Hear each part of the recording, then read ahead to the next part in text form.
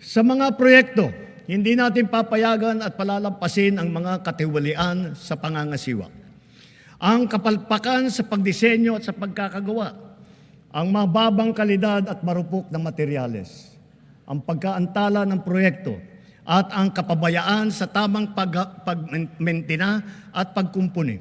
Halimbawa, sa Kabagan, Santa Maria Bridge na sa Isabela, sinimulan noong 2014, ginastusan ng taong bayan ng 1 bilyon. 10 taon tinayo.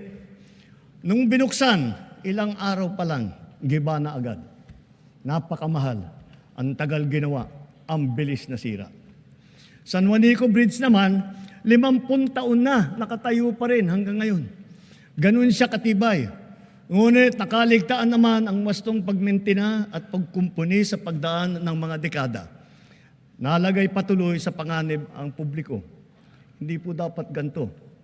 Sa Build Better More, hindi ang kapakanan, higit ang kapakanan at kaligtasan ng mamamayan ang napakamahalaga.